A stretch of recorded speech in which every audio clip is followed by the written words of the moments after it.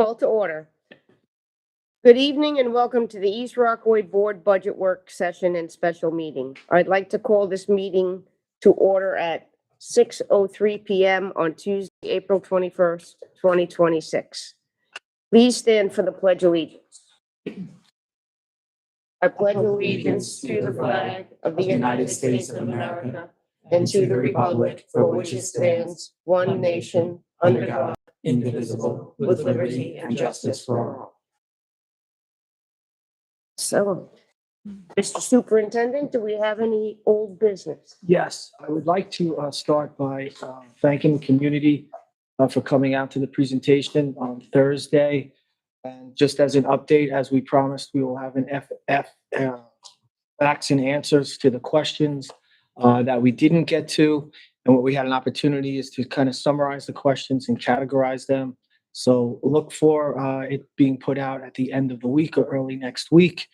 And I think that'll be helpful to answer some of the questions that you did ask. So that's coming down the road, and more information about that to follow. And that's it. Okay, thank you. Today, we will hold a work session and a budget work session number 3, followed by a special meeting during which we will adopt the budget for the upcoming school year.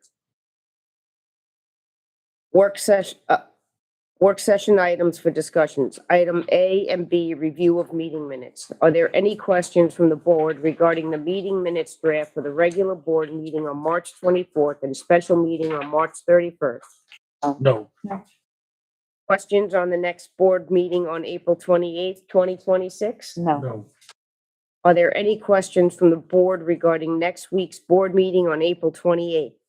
No. Mr. Van Wart will present the budget work session presentation number 3. I Thank think you. an extra word in there. Thank you, Ms. Doyle.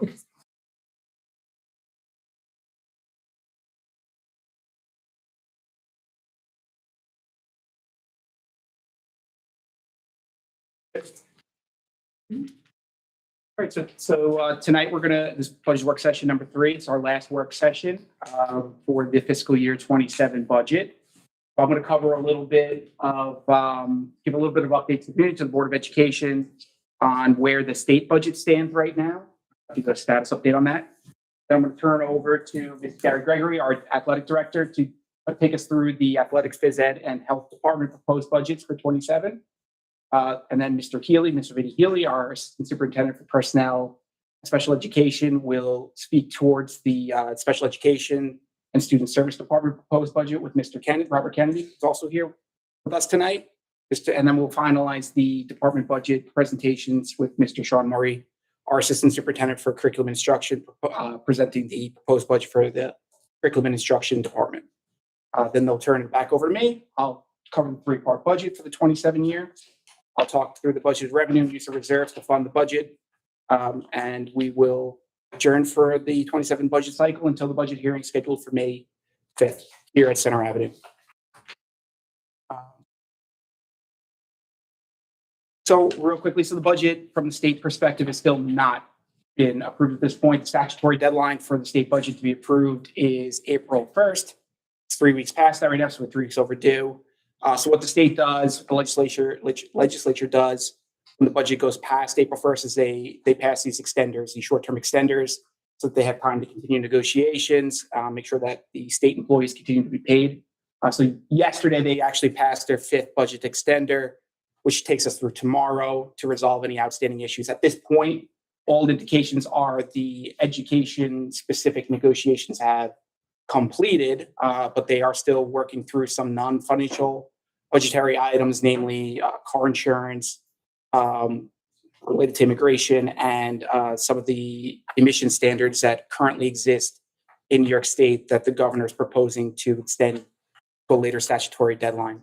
But we do have passed what are called one-house budgets. So the state Senate and the Assembly both passes their individual budgets. And then what they try to do is just basically come to agreement on the individual budgets along with the executive proposal, pass a final budget. But these are good indicators of where the ultimate final education budget will end up. So I'll just kind of recap a couple of the items that I think are noteworthy from a fiscal year 27 budget perspective. The state Senate, their budget that they passed included a minimum foundation aid increase of 2%. That's higher than what the governor proposed, which was 1%. The assembly also passed the same exact foundation aid increase in their budget. So usually when both houses have passed the exact same initiative, usually that ends up in the final budget. So it would be very probable that that will end up in the final budget.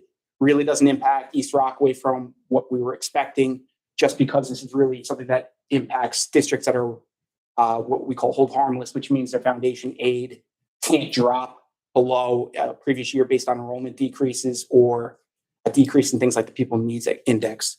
So it doesn't really help us for this year, but it is good for the districts in the state that the foundation is increasing by 2% versus 1% in the governor's initial proposal. One area that will be beneficial to us if it does end up in the final passed legislation is both houses have proposed to increase the weighting for students that are either homeless or in foster care and students who are classified as Ls. So the state Senate is proposing an increase for homeless to a 0.12 factor and Ls weighting from 0.53 to 0.60.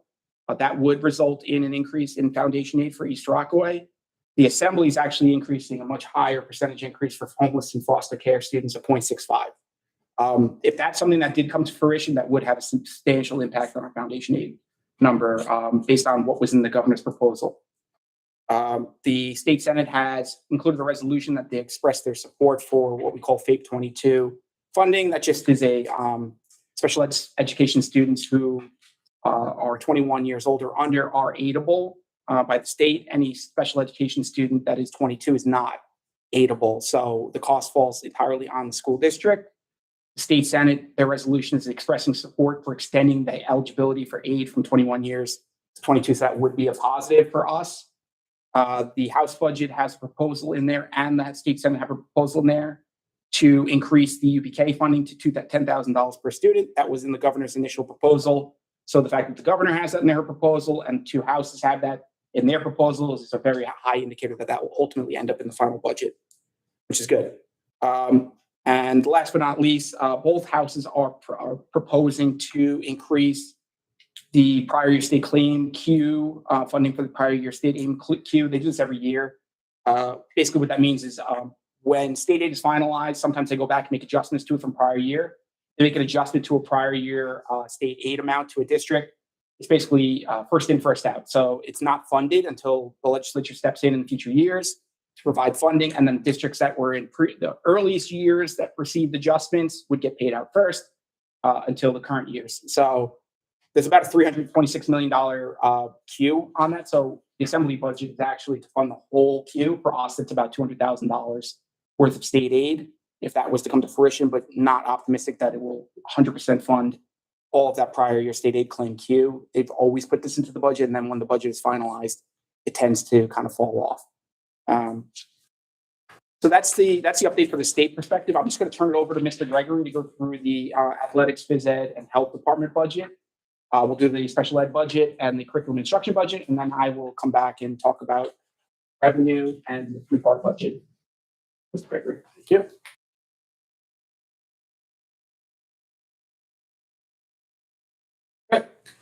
I guess this is the best place to stand right here. Okay, so I just want to go over our athletics, phys ed, and health budget. As you can see over here, we have our new Rocks Championship belt that I'm sure the board members are going to want to wear when they take their pictures in July. But this is part of what we're going to talk about as we move forward. One of the things that we're looking to do is change up our awards ceremonies. So just to give you guys an overview, we do have 45 overall teams. For this current school year, we have 5 teams merged with Malvern. That's going to decrease to 4 because we are phasing out girls tennis with them. We did merge this year with JV football. And last minute, again, for our spring, we did merge with the Valley Stream School District for girls middle school lacrosse. The need is growing for us to start to merge because we're getting less students into our programs. So we're trying to give them those opportunities as well. We have one intramural program. We have the 2 challenger teams. The second team for challenger track is just about to get started in the next couple of weeks.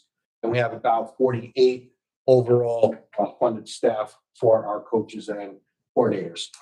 On the teaching side, we do have 5 full-time members that are teachers. We do have 1 teaching assistant. I have been working with the building principals and Mr. Kennedy. That full-time teaching assistant will now be fully at the elementary, shared 50% at each building for next school year. And we do have a staff member that we use part-time to teach the elementary health classes. Okay, so what we did in 25-26 school year, one of the big purchases was for our football program, the end zone camera. We were behind a lot of school programs because we did not have that. It's just another extra advantage for our coaches to get the different angles that they needed in order to prep and prepare. Another big ticket item that we did was we were working with our volleyball coaches. They've been asking us for 4 years to get this done. So we did install new floor plates. So basically we created space where we have no space. So in our big gym, we have the 1 regular size volleyball court, but we made 2 additional volleyball courts there. What this does for them, which they were so excited about, is it gives them the opportunity to have a regular tryouts together instead of splitting girls up from gym to gym and running back and forth. They also have the opportunity to practice together at the same time. They can mix and match different practice techniques. So if they're working on defense on one court, they work on offense, serving, whatever it may be on the second court. And the big thing working with the PE teachers and the basketball coaches is we wanted to make sure that it was very flush and didn't take away from our current floor. So not to knock any other school districts, but for example, if you've looked at Carl Place's gymnasium, it's full of lines. Whereas here we made it look very sleek, and a lot of people don't even notice that we have the floor plates and lines on our court. We had boys volleyball. It was a great success. We have Coach Maleska doing that, so she had a great time. We do have the new virtual Hall of Fame. I did put a link in there, so if the board members want to look at it, they can. I have a little sample at the bottom. I'm working on that with Coach Loris. I'm doing a lot of the updates with it, so it's going pretty smooth. What's nice about this is touchscreen, so people that are passing by the red benches, they could go on there and they can start looking. It's still a work in progress. There's a whole bunch of things that I've added into it.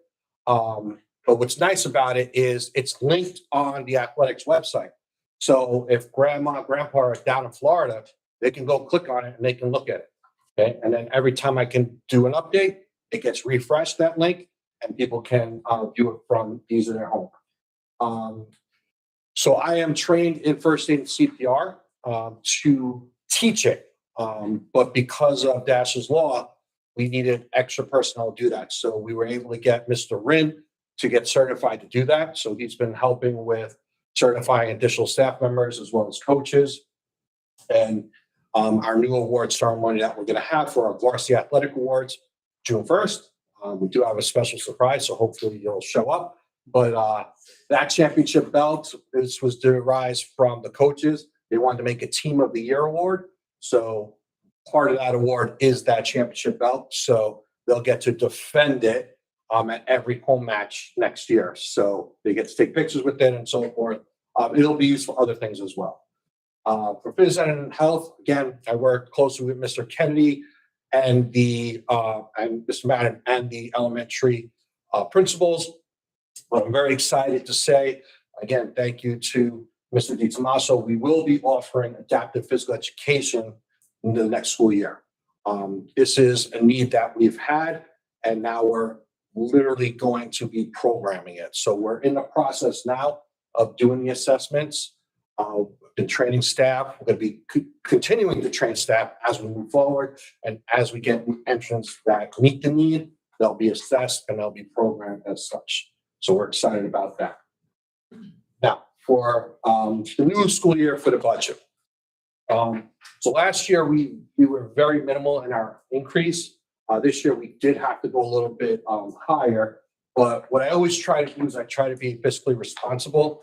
I try to make sure that we move money where we don't need it to where we do need it first before we ask for more.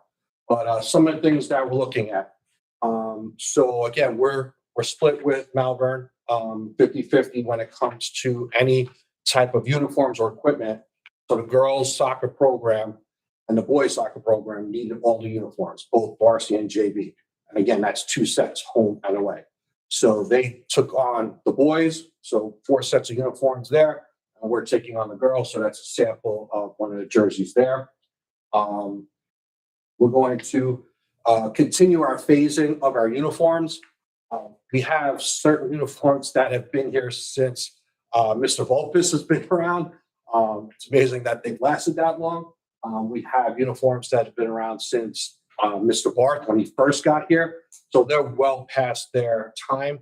And there's just no way to get the same exact uniform items to match them. So we're looking, and that's where our biggest increase is going to be, is for those uniforms. We are going to be combining with West Hempstead for varsity football as well. So we are actually going to save money on the back end with the football program as we split the fees with that.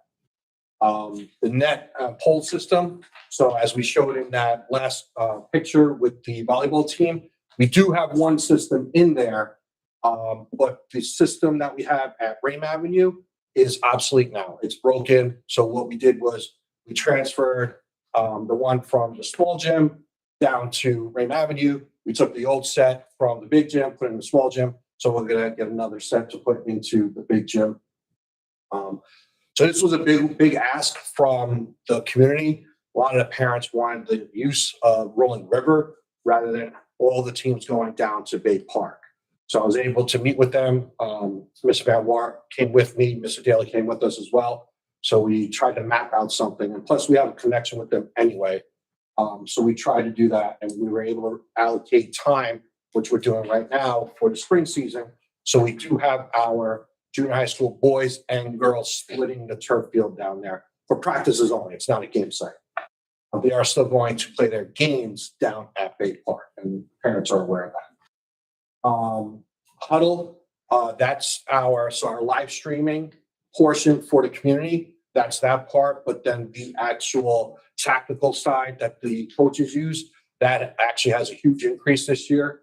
Unfortunately, I wasn't able to plan for it because our budget process starts a lot earlier. So I did the typical 2%, but they increased it 50%. So, but we'll be able to save again with our football program with West Hempstead. So I'm not worried about that. And I was worried about 50%. I'm like, we keep getting hit with the big ones with that in the field. So, and there's a big one. So if you look in the pictures over there, the AEDs. So when I first got here, I spoke to Mrs. Creo and let her know that our AEDs are extremely old.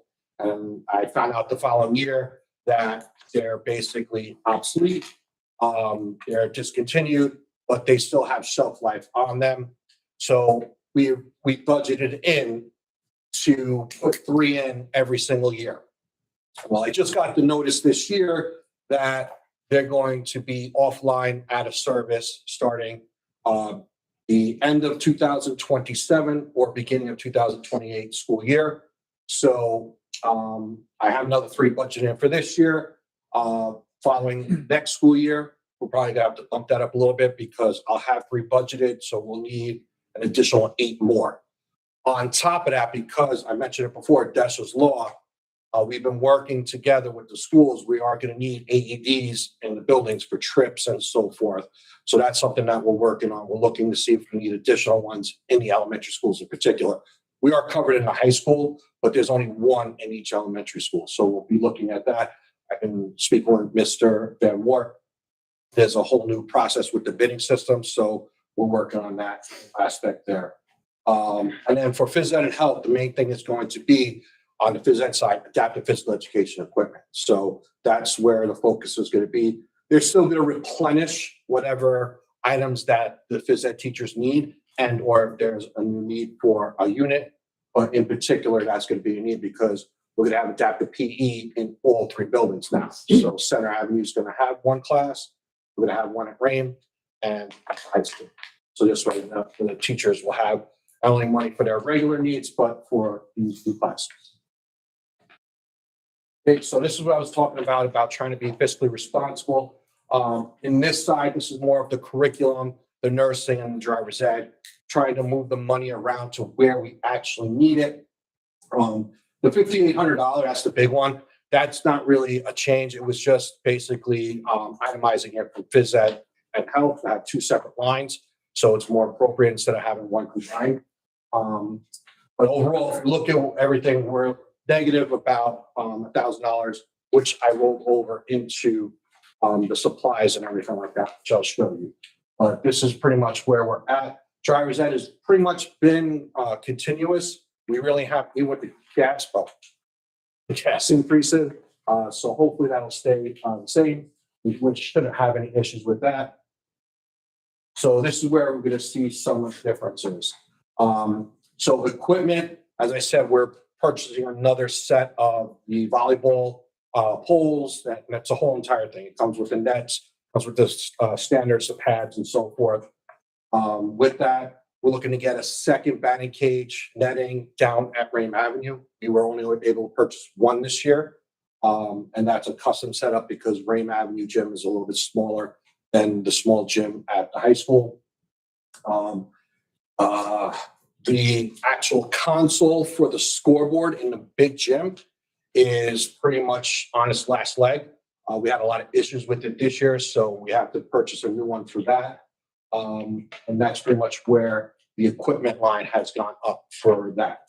The contractual line, most of that is going to be, even though there's a negative, it's being rolled into the actual supply lines. Ms. Van War asked me to move we originally had the Malvern supplies in the contractual, but he wanted to put it into the supplies. So that's why there's a big chunk there moving down into the supplies. The team fees and permits, that's the use of Rolling River. So that price is higher than Bay Park, but being that it's so close to convenience, it is a win-win for the parents and the student athletes. So now, right now, the only middle school team going down there for practices and games is the middle school baseball team, along with varsity flag football. Middle school softballs at Rame Avenue. So we are we're at capacity everywhere we're at. The next big one, so the athletics laundry jumped up. So as Mr. Kennedy can attest, we've been working with our life skills classes to have them launder the uniforms. Unfortunately, the seasons typically end right around the same time. We get massive amounts of laundry. They really can't handle the volume. So what we're doing is we're going to reduce that. We're going to give the middle school uniforms because they have 4 seasons and it's a little bit more routine for them. So we're going to get that to the life skills, and we're going to use the laundry company to do the rest of the cleaning. So that's what the increase there is. Professional development, we added lines for our coaches because they came to me, that was a request. So for everybody's knowledge, the basketball coaches did go to, the boys basketball coaches did go to PD this year. So I'm trying to get the coaches to feel that they have the opportunity to do that. And again, so the biggest increase that you're going to see is the supplies and materials. And again, almost all of that is geared towards uniforms. The Malvern uniforms alone are $5,500.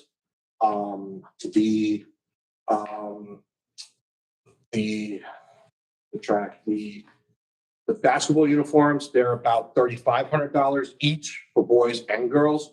So it does cost a lot of money to get this done, but they do last a long time. So that's really the big increase from there. Everything else, again, I try to rotate our needs as much as we can, as easy as possible. The athletics, those fees, and the medical supplies, that's just the typical increases that occur. Now, again, the BOE part right down there, that does not include that 50% I talked about earlier. So I would have to be transferring money from our football line into that because, like I said, we're going to be splitting costs with West Hempstead on that. So I'm not too concerned about any overage there. That's it on my end. So are there any questions? Yes. Yeah, I have a couple of questions. Mhm. So you were saying, for the teachers and the, teaching assistant, we have 5 full-time teachers, so that's 1 at each elementary school and 3 at the high school. Correct. And the teaching assistant will be 50% at Rain, 50% at Center. And was the teaching assistant at the high school as well? Yes. So what are we replacing that with? So basically what we did was we had, for some reason prior to me being here, they had moved part of the middle school health down to the elementary. That does not meet the state regs. It's supposed to be at 7th or 8th grade. So I was able to, for 1 year, we were able to get that back up here where it's taught, health was taught in 7th and 8th grade. Mm-hmm. So that's why that need for the teaching assistant was up here, because that teacher was teaching health. Now they're free from that 8th grade health. They're teaching 7th grade. That allots them to pick up more of the PE classes. And now we can move that person down to better serve the elementary schools. And how many PE classes can the health teacher take now that they'll be freed up from health? Let's see, it was periods 2 and 8. So I believe it was approximately a 0.4, could be a 0.375, it was around a 0.4. Okay, and the next question is the huddle. Mhm. Is that the only provider of that service, or? It's the main provider that all school districts use. Okay. So they do, it's called a film share and so forth. So all the schools, they pull into that one thing. So this way they can all share that service in order to analyze all the different games and tactics and so forth. So they're able to break it down. And so, for instance, on Monday's football, they go in and they do their film sessions and so forth. Basketball, we use it and so forth. They'll break it down, all the stats. So free throws, misses, this, that, and the other thing. Okay, thank you. And we also use on our side, we use it for our live streaming events as well. So I don't only just use it for the games, for like when we have Rock Rivalry and Sports Night, I'm able to stream it. 3 minutes. Okay, thank you very much. Just a few questions. Nice presentation. As far as the supervision, when we are going either to Malvern, Valley Stream, or West Hempstead, is the supervision as far as security being split between the 2 districts? And which school is the home school? Sure. So right now, Malvern is the home school. For West Hempstead, we are the home school, the host school. And right now, this year for Valley Stream, because it was last minute, we're the host school. So we work in the area. So for instance, JV wise with Malvern, what we do there is we're in charge of all the supervision over there. They have their security. When it comes to the varsity games, we supply usually 1, just so that they're aware, because we know our parents, they know theirs. With West Hempstead, that's what we're working on as well. So we're asking, I think JV, I can't remember exactly on the contract, but I think JV, we want 2 supervisors. And then on the varsity, we were asking for 3. But when we go there, we'll flip it. We're going to send 2. They'll have more of the host, because they're going to host 1 football game for varsity and 1 for JV. This year, they didn't host anything because it was a last event. And this year for our girls lacrosse right now, they're busing over here. They're going to be sending supervisors to any of the games. We send supervisors as well. And Valley Stream will be sending how many? We typically send at least 2 to 3. We usually have 1 doing the book. We have usually 1 or 2 doing the crowd control, and they'll send at minimum of 1. So they're only sending over 1 Valley Stream. We're supplying 3 different supervisors. Yeah. So for this year, but again, this year with the Valley Stream, it was really no cost difference because we wouldn't have fielded a team at all. And at that point, we didn't know what the numbers were. So when we were doing this, we were stuck at 7. Yeah, I think it was 7 girls. And then finally, when we mentioned we were going to merge, that's when we finally got the pull. So we're up to exactly 12. So going forward, will we be able to get more supervision from Valley Streams to come this way? Well, we're gonna see if this is something that we want to continue. We all agree this is gonna be a 1-year deal to see if, and then we don't even know if we would be the host moving forward if this continued. So we have to see how things work out. It was the same thing how we reevaluated with West Hempstead. We all said it was gonna be a 1-year thing. We see how it works. And we literally sat down. So I started speaking with the West Hempstead athletic director ahead of time, then myself, Mr. Pager, their head coach, and us, the 4 of us sat down, we hammered everything out, brought everything back with Mr. Van Warp. Any questions? We went through it. We came up with a contract, sent it over to them. They asked for this, and that's pretty much how it works out. Okay, great. And then just another question, as far as Rolling River goes, Mhm. the cost difference between Bay Park and Rolling River? I don't know that off the top of my head. I can get that to you. It's 2,500. It's 2,500 That's what you difference? said, 15,000 and 17,500. Are you talking about the actual hour? How much it is per hour? Well, I know I know we said that Bay Park is less expensive. Yes. And Rolling River, which is more convenient. I just want to know, is it something that's beneficial to do if we, because I know Rolling River is, yes, it's great, it's right here. It is a very small area. Is it beneficial to maybe consider going back to Bay Park, even though it's getting on a bus and going over there? No, they don't take us to go down. They're- Which is cool. Yeah. And we still have one other team that we're looking at as well, because right now we have baseball down there and flag football down at Bay Park. And then right now we have the 2 lacrosses here at Rolling River. If we move them there, now we have 3 teams down there again. And now we don't have a spot for flag football. So then if we move flag football there, then we're there for 1 team. And I don't know if they'll let us paint that many lines for flag football. Just a question off the top of my head. I know Lister Park is right here and they have great fields. Is it something that maybe we can consider looking? We've tried. That's, did? yeah, it's, That's draft cash now, though. This is a true statement. we've tried so many places. We actually tried Not the village. John Street, I think. They have an infield turf for baseball, which is little league size.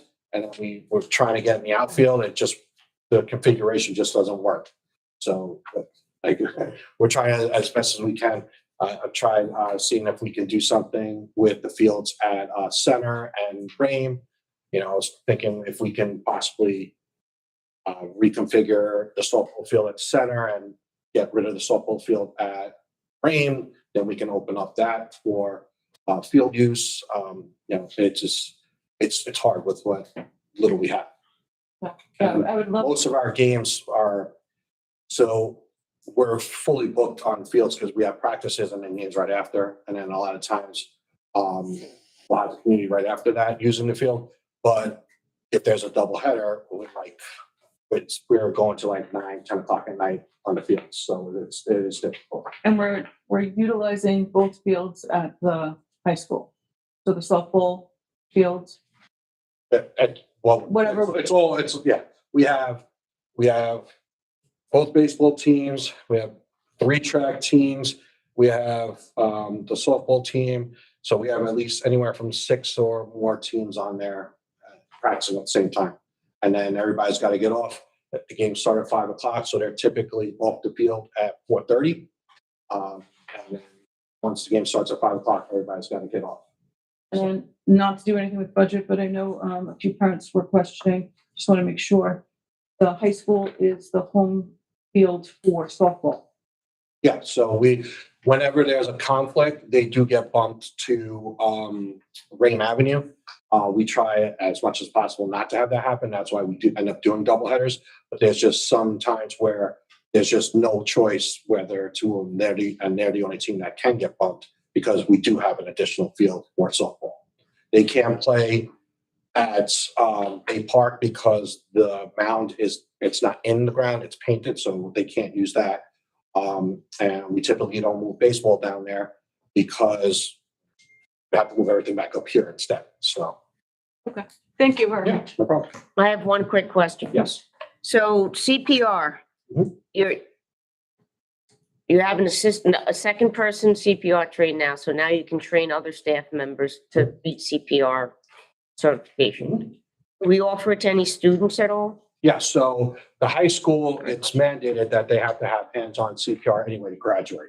Okay, If you're talking just in general, we don't have general classes for them. It is something that we're talking about. One of the things that we were discussing is possibly we'd have to get additional training for it is doing a babysitter's certification. So students that are interested in doing that Right. can get certified. and also the community, nurses have to be certified all the time. Oh, yeah. All right, Again, every different type of level of certification is a different course. We have. Okay. we'll just stick with what we. To piggyback on Maureen's question, did we reach out to any of the local hospitals like St. Francis or anything like that? I know St. Francis offers free services for everything like that. For being trained. We haven't done that yet. Maybe we can, yeah. Thank you. Yep. That's, all right, at this point, I'm for Mr. Gillen. Something that. Okay. He said do an agenda review and I'm trying.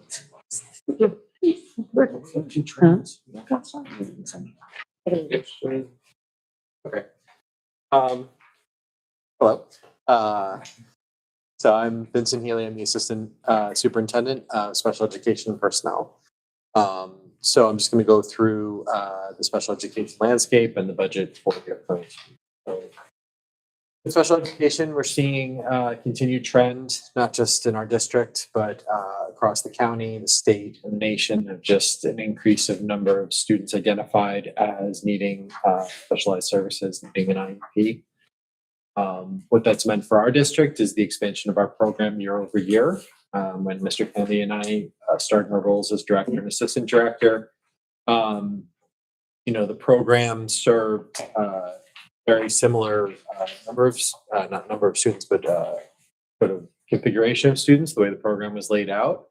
But since we've taken over our roles, we've seen the inclusion of a more specialized self-contained class at the elementary level. That's the biggest addition that we've made, but we've sort of added around the fringes with bringing occupational therapy services, behavior services in-house. And so I'm going to talk a little bit about how those additions have gone in addition to what we plan to do for the future. So as it stands now, and the way it's been for some time, is that the majority of our elementary special ed services take place at Ream Avenue. Ream Avenue has ICT on every grade level. It has self-contained classes in 12-1-2 configuration, which is 12 students, 1 teacher, 2 aides. But then we added what's initially a 6-1-2, 6 students, 1 teacher, 2 aides, and is now an 8-1-3, 8 students, 1 teacher, 3 aides. That program has gone extraordinarily well. I think coming in, we saw the need for it. We saw that we had a cohort of students, all of a similar need, a more intensive need than we were typically serving in our elementary school. And we said, rather than try to find individual placements for all of these students, we felt we could do it better ourselves.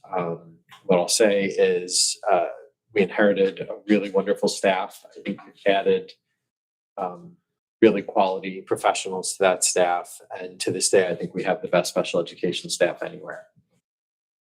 That being said, the 813 went very well. So we've been, also adding around the fringes, like I said, with occupational therapy. We brought in a full-time occupational therapist 2 years ago. And the reason we did that was we had been using an agency model, and we were having trouble finding a consistent provider. So every year we would have a new OT, full-time OT and part-time OT servicing our district. And there were periods of time where we either couldn't find a full-time person or a part-time person, and children were without services for a number of months that we had then had to make up with compensatory services. Since we've added the full-time OT, we've not had that problem. And so we brought our part-time OT on board last year. And that has been similarly successful. It's just brought stability. We don't have any missed services. And it's someone who's part of our school community, who knows our kids, who knows the building, knows the teachers. And I think it's been pretty seamless. We had a similar issue with behavior services where we had kind of a revolving door of agency people who would come in. And they'd either leave their agency or they decide they didn't want to work in behavior anymore. And so there was no stability, there was no consistency. And since bringing our BCBA in-house, we've had that consistency, which Mr. Kennedy will be able to speak to in a minute. Getting back to our sort of layout, Center Avenue has some special education services. We have one special education teacher who's allocated to this building, who does primarily resource room pullout services, but also consultant teacher services where they work either directly or indirectly with students, providing sort of like a less restrictive level of service. We are going to be adding special education services to Center Avenue next school year. And that will be a second 1-3 class. I'll talk more about that later in the presentation. At the high school, we have the full continuum of services. We have ICT. We have self-contained in a more departmentalized setting that's specialized by subject. And then we also have our skills and our life skills program, which is a phenomenal program. We've talked about it at length. But I just can't sing the praises enough. The teachers who work in that program and the aides who work in that program are just the best around. And every year for our extended school year program, we house that at RAIM. We have extended school year services for our most intensive special education students from the elementary all the way up to the high school. Everybody's in one building at RAIM. It's really a wonderful program, and we get the kids not just the services they need in-house, but we get experiences like Surfer's Way, which we've shown on our district website. It was at the start of my presentation. Okay, Mr. Kennedy. Thank you for having me here tonight. One of the great challenges, but in a good way of running a special education program, is that every single year we take a look at how our program served our students and what we can do to make our program better. And that is always the goal every single year, is to make our program better. And we focused on developing a true continuum of support for all of our students in district who require and receive special education services. All students have the ability to receive ICT, which is inclusion co-taught classrooms, if that's required on their IEP, as well as a resource room program or possible self-contained program or consultant teacher services. We've ensured that all our students have access, all our special education students have access to all special education services. And that was one of our original goals when we took over the department. The second thing that we really focused on, and Mr. Healy touched upon it, was ensuring that we bring all of our services in-house. And the most important reason for that is to allow all our providers who are providing our services to our students to really know our students. Anybody who goes to East Rockaway, who's graduated from East Rockaway, who's gone through East Rockaway programs. So the greatest thing about East Rockaway is how everybody knows, everybody has a trusted adult. Everybody feels like it's a small town community and goes through a program where they feel like they are getting the best support. Bringing those services in-house allows that to happen. So Mr. Healy talked about having an additional occupational therapist, which we brought in-house. All our related services are now able to be provided. So we still have a little bit of PT that we're working on. But aside from that, OT and our speech services are all provided in-house. What the challenges of having an agency is that even if you don't always get the best support staff available, even when you do, they're only working in your district part-time. They don't get to know your students. And that's what we pride ourselves on, is everybody who works with our students knows them as well as they can know them. Our teachers, we've trained many staff members in additional services such as Orton Gillingham, which is an evidence-based reading support service. We started at the elementary level and had multiple teachers trained. And we found that gave us the ability to really hone in on specific student needs when warranted. And we saw such success with that model that we've grown that throughout our entire program. So we have teachers trained K through 12 in our district in different reading support programs, so that when we have students in those grade levels who require it, we're not worried about how that's going to be provided every year. We're not thinking about who we need to contract. We know that our teachers have the ability to provide those supports. We've worked with outside agencies such as Hempstead Public Works that we brought in to work with our students to support some of our graduating seniors with getting outside vocational support. students have the ability to work during the school day and learn trades. And then gain internships to work either in the afternoons after school or on weekends, and they're able to transfer that to summer work and employment after they do graduate. And it also allows for opportunities for different credentials allowed by New York State diploma requirements. One of the biggest things that we've worked on this year is developing our multi-tiered system of support for all of our students. We've worked on that academically, we've worked on that behaviorally, and we've worked on that socio-emotionally. Multi-tiered systems of support is tier 1, 2, and 3 services for our students. Tier 1 are supports that all students receive to be successful academically, behaviorally, or socio-emotionally. Tier 2 are more moderate supports that certain students need to kind of close some gaps in those different areas. And tier 3 are those really intensive supports that certain students may need to be successful. This is beyond the area of special education. This is for all students in our district. Our tier 1 academic supports uses universal screenings, targeted interventions, clear entry and exit criteria, progress monitoring to ensure students are receiving supports throughout the year. Our teachers meet with our administration and review all data that happens throughout the course of the year, determines when they need more intensive tier 2 or tier 3 supports. We meet to make sure that they get less intensive tier 2 or back to tier 1 supports when we see the growth that we need. And we have also met with teachers to ensure that the tier 2 and tier 3 supports are adjusted when our data indicates that the type of instruction that needs to be given to the students needs to be adjusted so that they close those gaps. Behaviorally, as Mr. Healy noted, we brought our BCBA in-house. Our BCBA is a behavior consultant. And we now have tier 1, tier 2, and tier 3 behavior services across all 3 buildings in our district.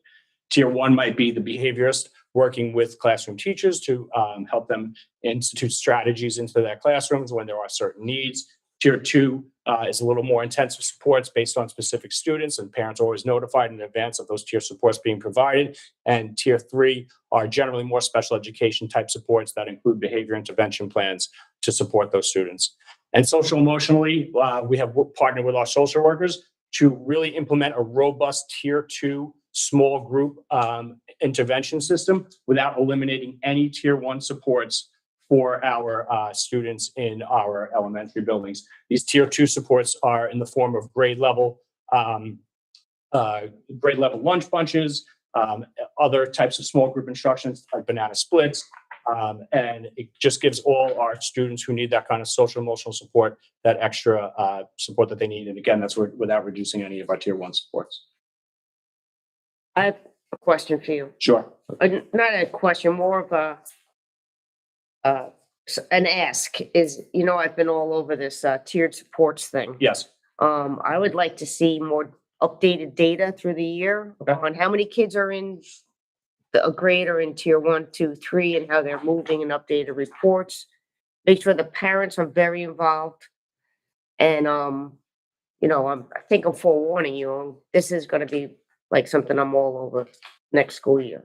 Absolutely. Okay, thanks. The 813 class that you're talking about over at Center Avenue, that's going to be a new program? Yeah. Yes, I actually, if you don't mind, 2 more slides and I'll be able to Perfect, answer that. okay. Because I think you know where I'm going with that. Maybe. Maybe. Okay. You never know with me. Two more slides. There. So I'm not gonna go line by line, but I do want to talk about a few items that I think are of note.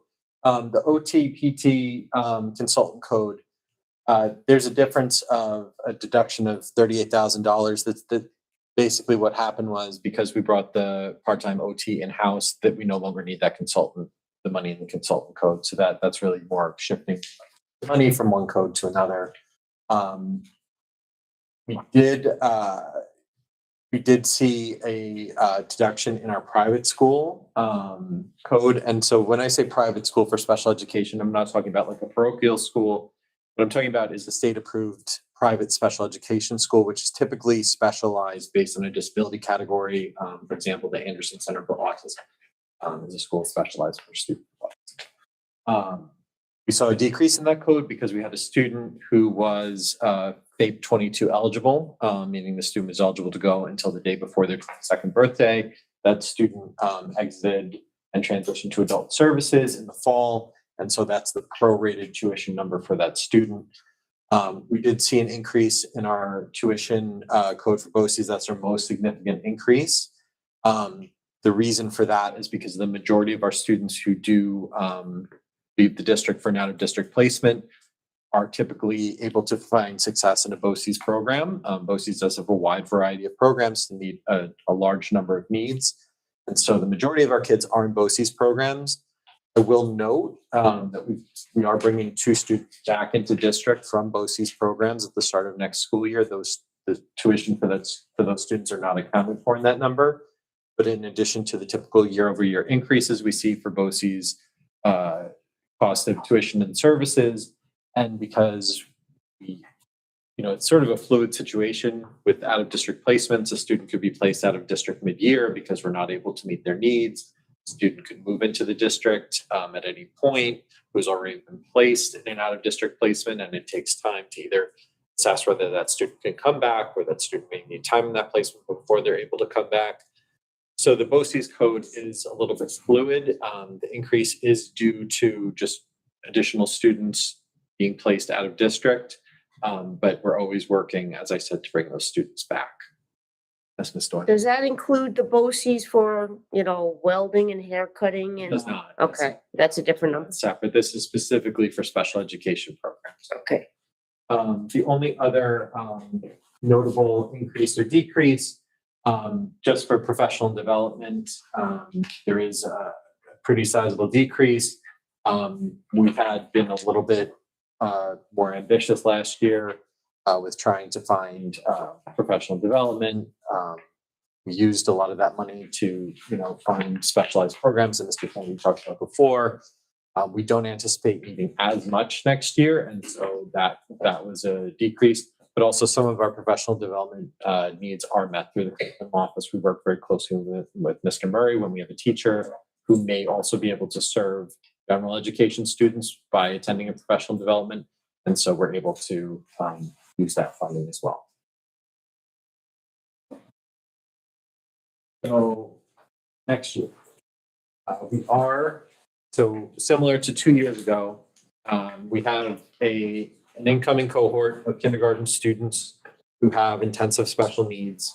And again, rather than try to find individual programs for each of those students, and I have to say that finding such programs, not only is it a significant cost to the district, but the students are not in their home school. They're riding a bus for hours a day. And in some cases, there are, we hear from other districts where they have students on wait lists for half the year who are just sitting at home waiting for a program to offer them a seat. So it's not a great option. And we're seeing more and more of our colleagues from other districts who are opening programs similar to our 813 program, just because we figured out that we can do it too, and we can do it, I think, better. So for next year, we are going to be opening another 813 class to meet the needs of the incoming cohort.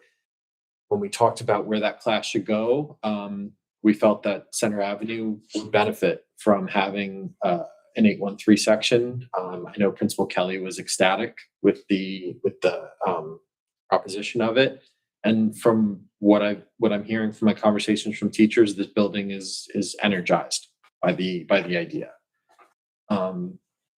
And so we feel like, based on our success with our previous cohort 2 years ago, like, we feel very confident that opening this program and opening so in this building is going to be a success. In addition to that, we are adding an additional special education teacher at the high school.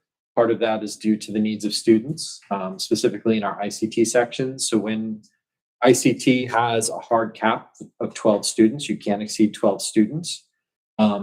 But even with that, if you only have 20 students in the class, it's always 50%. So if you have 20 students in the class, you can't exceed 10. If you have, 8, you can't exceed 4. But even if you had 26 students in the class, you still can't exceed 12. That being said, some of our ICT sections were on the larger side, and we thought it was in the best interest of our students to hire an additional staff member to make those sections serviceable for our students. And so we are adding one additional special education teacher at the high school. And then, you know, the rest of our budget is really just meant to maintain and make slight improvements to the current program, which we feel has really become robust over the years.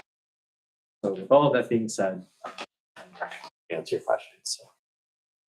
Oh, So now that we're gonna be opening the 813 over at Center, will some of the students that are over at Rain be coming to Center? You mean who are currently in the 813? Yes. So with a self-contained class, there's a 3-year H band. So to sort of balance out the sections, we talked about moving 1 or 2 students who may be zoned for Center to the Center Avenue group if their age works with the group. So that would relieve a little bit. A little bit. I mean, a hair. A hair. But you know, the motivation is more so just to balance those groups and make them appropriate for the kids in the groups, more so than the bigger picture of balancing enrollment. and you're not gonna uproot the kid if it's gonna upset them. Of course. Yeah. Is there questions from the board? No, I'm good. Thank you. Thank you. I'll turn things over to Thank you. Mr. Moore. Thank you very much. Thank you. But we're born out. Oh, yeah, that's a great song. Good song.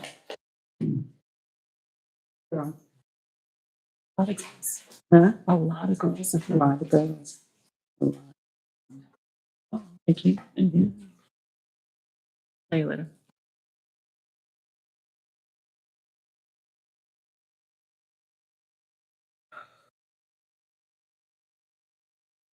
Stop.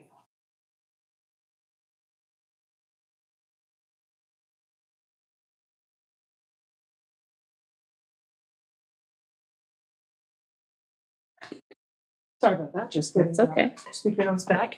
I'm Sean Murray, as all of you here know, Assistant Superintendent for Curriculum and Instruction, and I'm here to just go over the highlights of the department budget, just for the public to know. The main expenditures that come out of the curriculum and instruction budget are around professional development, materials and programs for students and for teachers, things such as software, assessments, textbooks, workbooks, classroom supplies, and things like that.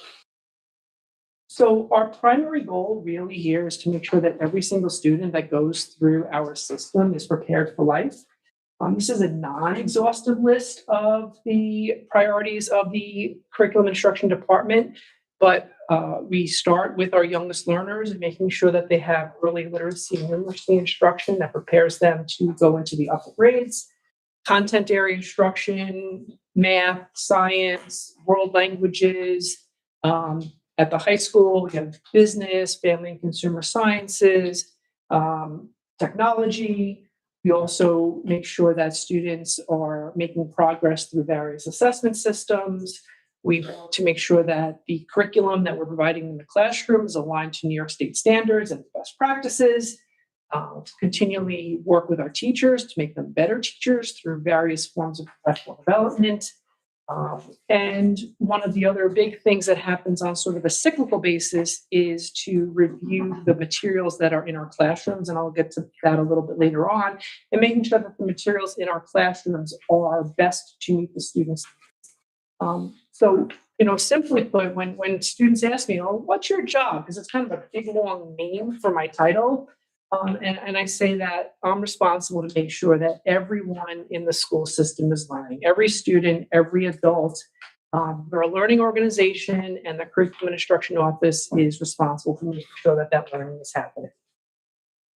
So here are just a few of the many things that have been going on in the district, and some of the new ones that I'll talk about later on. We have our science, next generation standards in math, next generation standards in literacy. We have the New York State Literacy Initiative, which is focused on early literacy.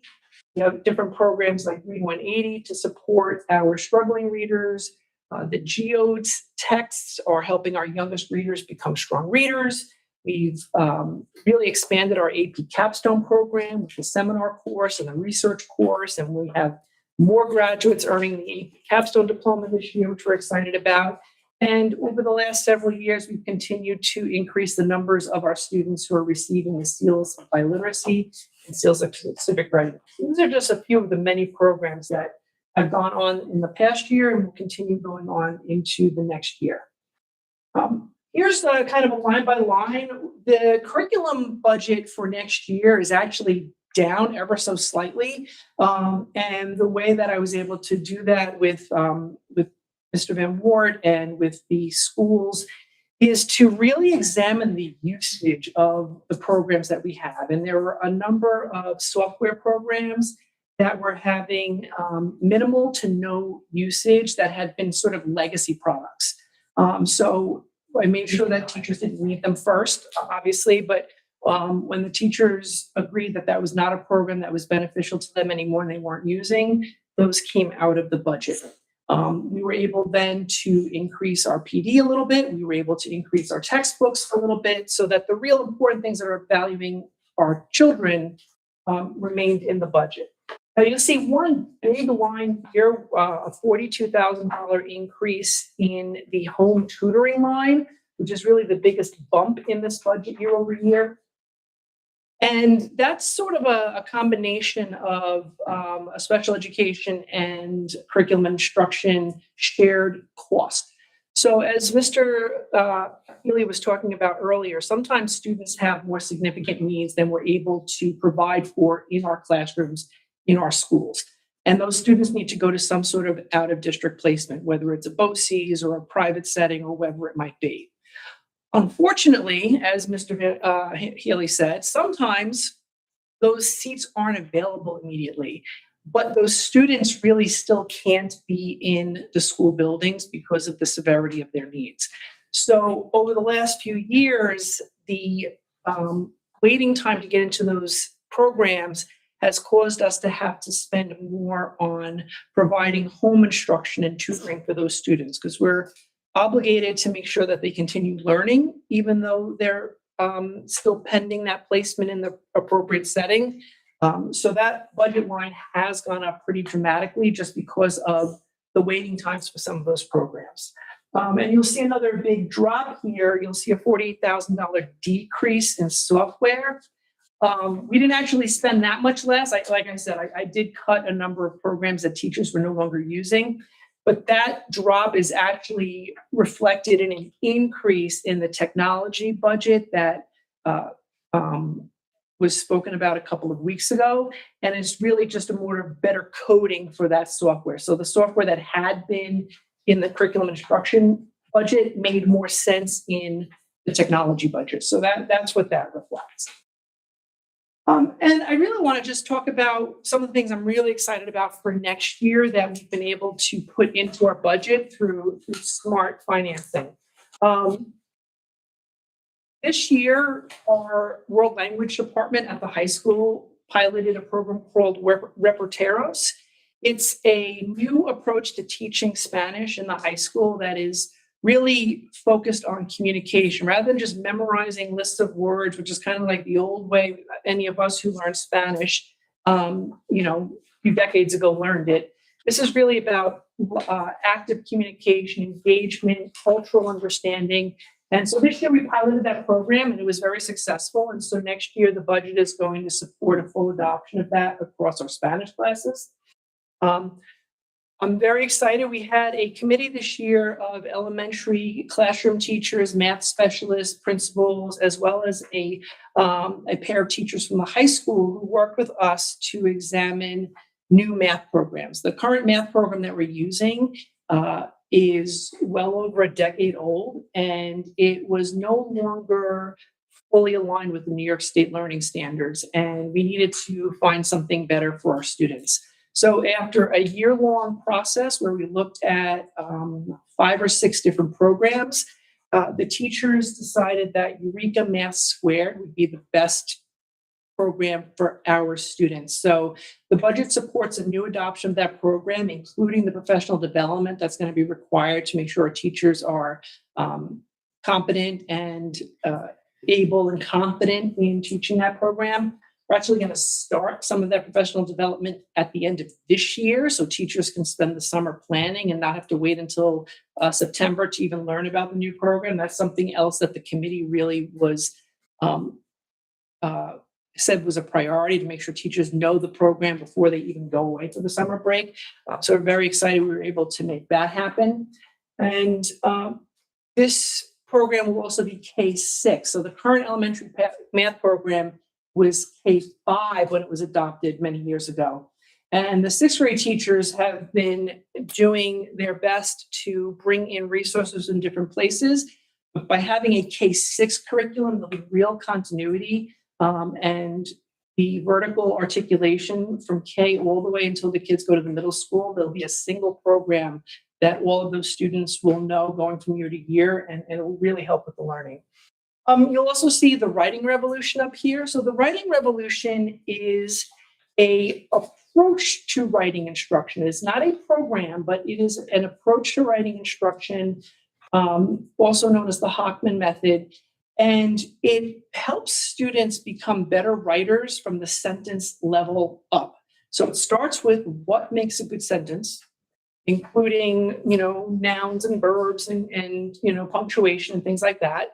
And then how do I make that sentence longer and more detailed? By adding details to it, by saying if this happened, it led to that. They use they call it the and but so ways to expand sentences.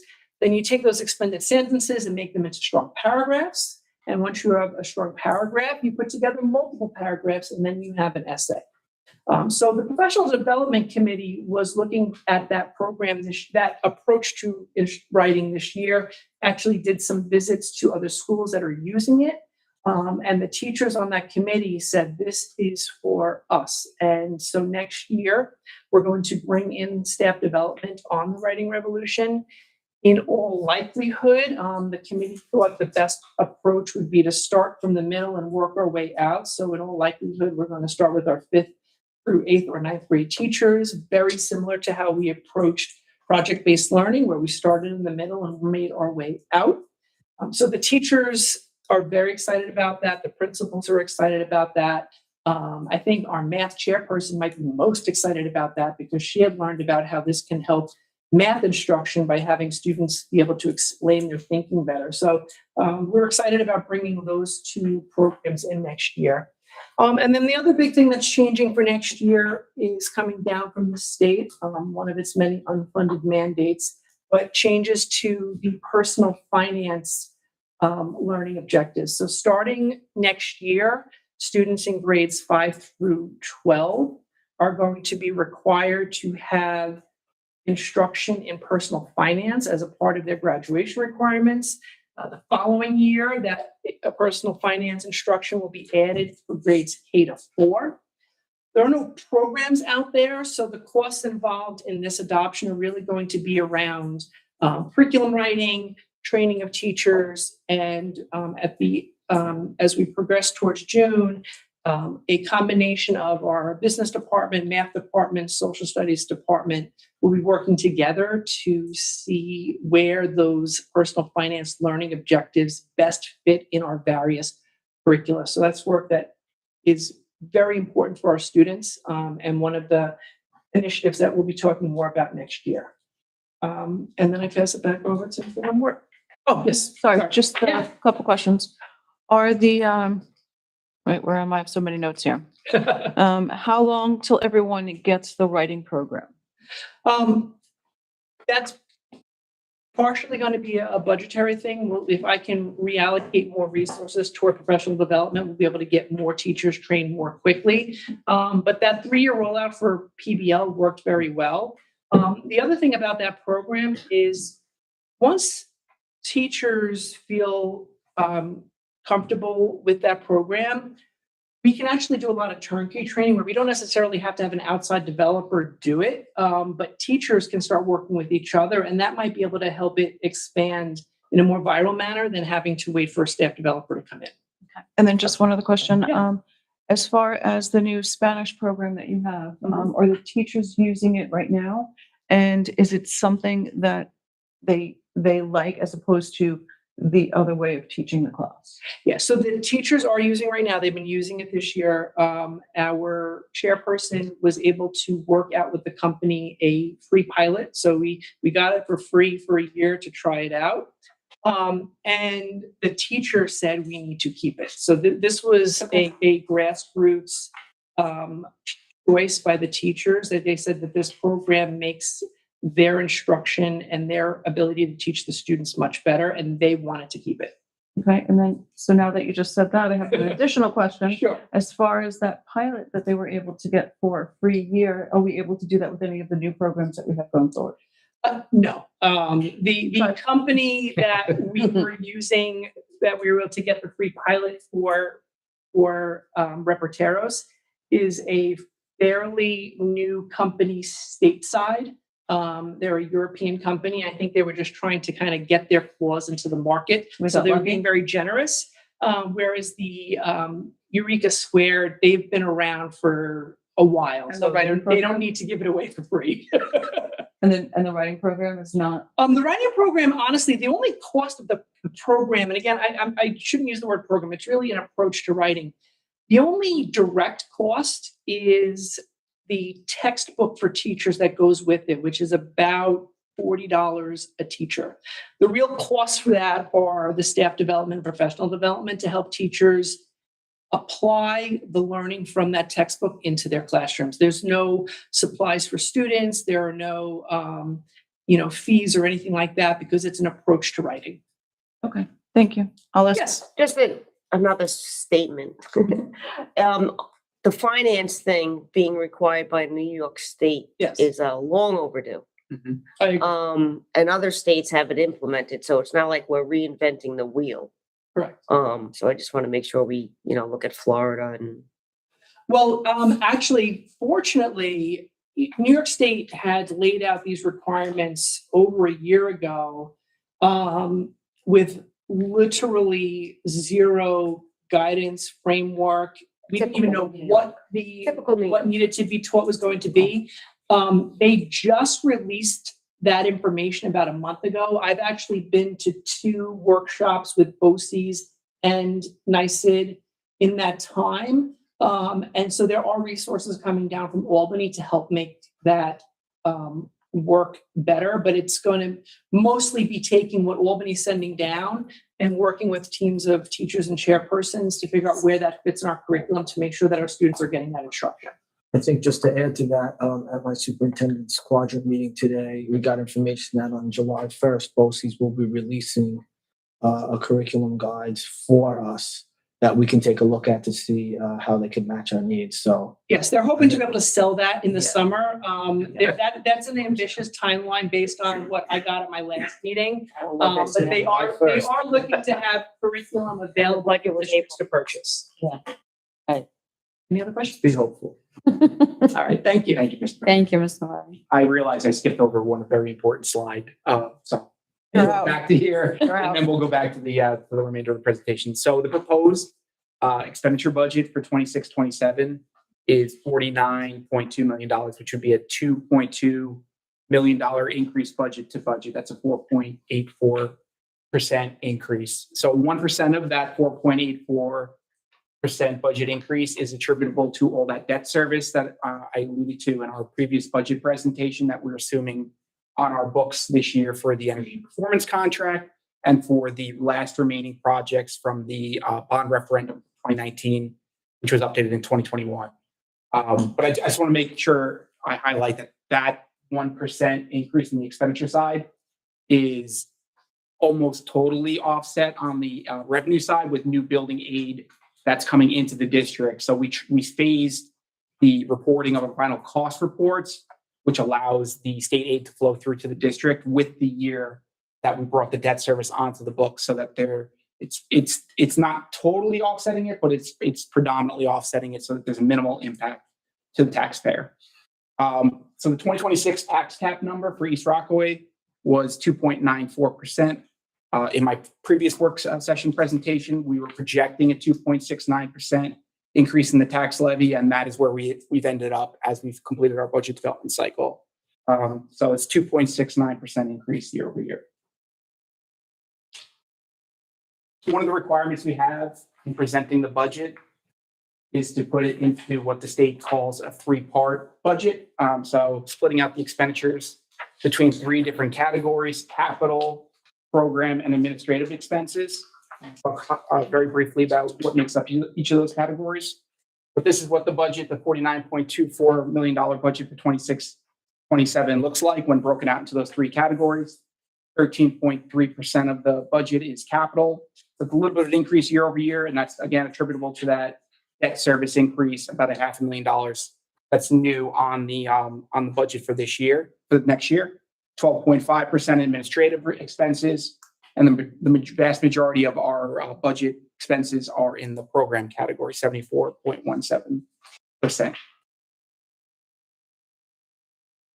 For the administrative component, this covers our administrative expenses, our Board of Education expenses, our district and building administrator salaries and benefits, clerical support staff throughout the district, our technology infrastructure, and any support services, so our business office operations, accounts payable, payroll, our insurance, our liability insurance, our student accident insurance, internal audit, external audit expenses, legal expenses, district clerk expenses. So for 26-27, projecting a $420,000 difference there. That's attributable to increases in salaries and benefits, and then insurance premium increases that we're projecting for next year for our liability insurance. So we, as I mentioned in a previous budget presentation, our liability insurance is projected to go up next year by about 9.5%. So the program component, this covers all of our instructional costs, our social workers and psychological services costs, health services, our instructional materials in the classroom, pupil transportation, athletics, and co-curricular activities. So this year, the proposed budget in the program component, $36.5 million, a $1.04 million increase year over year. The main cost drivers in this category are two new special education teachers that Mr. Healy discussed earlier, just our existing staff, salary and fringe benefit cost increases, and then increased cost for transportation that I talked about in a previous budget presentation. Last but not least, the capital components. So this is our custodial maintenance staff expenses, our security staff expenses, the costs associated with maintaining our buildings and our operations, debt service, and then any capital projects. So $6.55 million for 26-27 in the proposed budget, an increase of about $811,000. About $500,000 of that is attributable to the additional debt service for the bond in the 2025 bond and the 2025 A bond, supporting the bond referendum from 2019-2021 and the energy performance contract. And then the balance would be our custodial and security salary and fringe benefit cost increases. How do we fund the proposed budget for 26-27? So the East Rockaway budget is funded 75% of it through our property tax levy. 20% of our budget is funded through state aid, either through foundation aid, which is a formula-driven a revenue stream, or expense-driven aid from the state, which is based upon prior year expenses. So we get money back from the state for things like transportation costs, for special education costs, for students that are high cost. We get building aid back, as I was mentioning before. That makes up about that 20%. And then the rest of the budget is supported through either local revenue, so interest, non-resident tuition that we get into the district, facilities usage rental fees as an example, and appropriated fund balance and restricted reserves. Last but not least, that's how we balance the budget. Those are, you can view that as being the district savings. So when we have money left over from a previous year budget, we can appropriate it to the next year's school budget to offset to reduce the amount of tax levy we need to increase. We also have a number of reserves that we can use to support specific types of expenditures in subsequent budgets. This is our projection for revenue for next year. So we're projecting our state aid should be going up in total by about $1 million year over year, which is great news. We're projecting a small increase in our pilot revenue category. So pilot stands for payments in lieu of taxes. That's usually the Industrial Development Agency negotiates with the small business to increase commercial activity in the community. Instead of paying a normal property tax amount, they come to a separate agreement, not based upon the tax rate that other commercial businesses may pay. It's usually a long-term agreement. It's a separate category when it comes to revenue that we account for. So next year, we're expecting that to go up by about $37,000. Interest we're projecting for next year to go down a little bit year over year, and that's just because the Fed has been cutting interest rates year over year. So we're probably about 75 basis points lower than we were at this time last year. So we're expecting to see a little bit less in interest for this year. Other local and state revenues. So the main category here, the main driver in this category is our non-resident tuition that we receive. So these are students that attend East Rockaway that may come from a different district of origin. So they actually pay tuition to the district, which helps support the rest of our overall budget.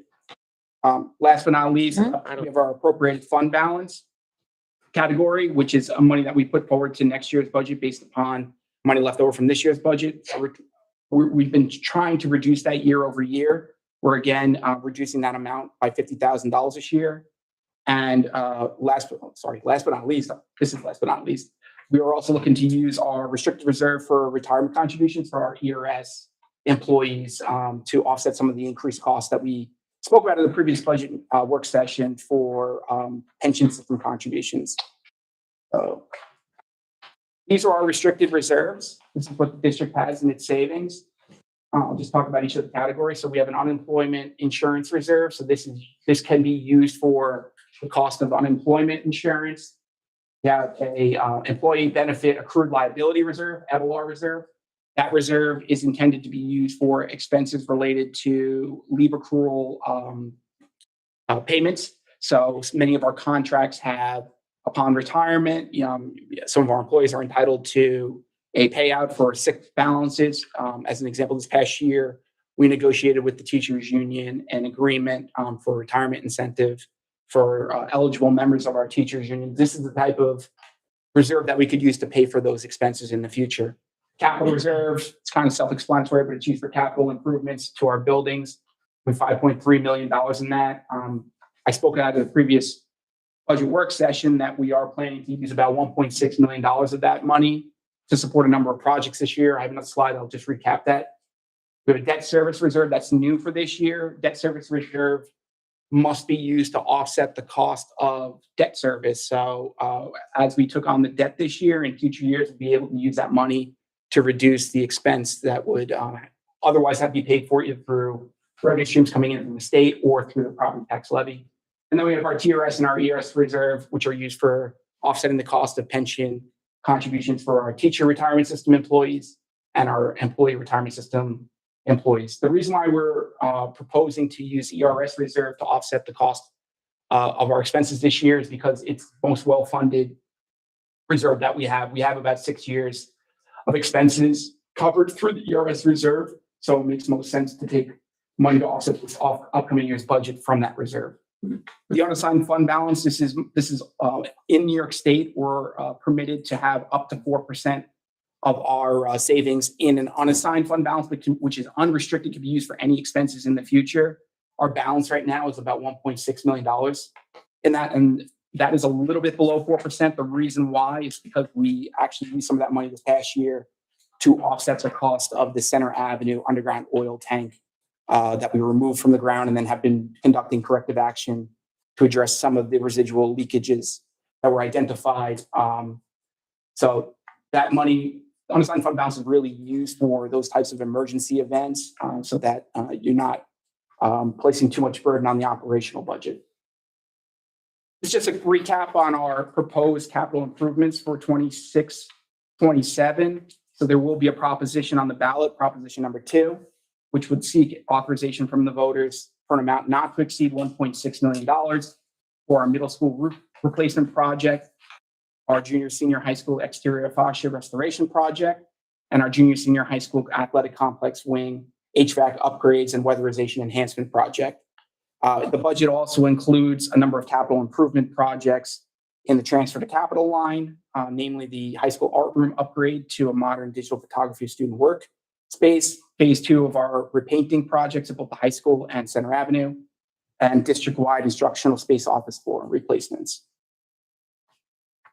Oh, before I go, I would stress Use of capital reserves, no impact to the taxpayer, it has no impact on the tax levy moving forward. This is money that's already been put into a reserve that can be used for the specific purpose of building improvements. This just gives you the history of the district's property tax levy increases since 2016 and how inflation has looked at over that time period. We try to be as fiscally responsible as possible to limit the burden that we're placing on the taxpayer. The 2026 proposed tax levy is going to be the 5th straight year the district has been below the allowable tax levy cap. And you can see the trend line here. We've tried to keep it as close to 2% as possible over the course of the last 5 or 6 years, significantly lower than what inflation has looked like.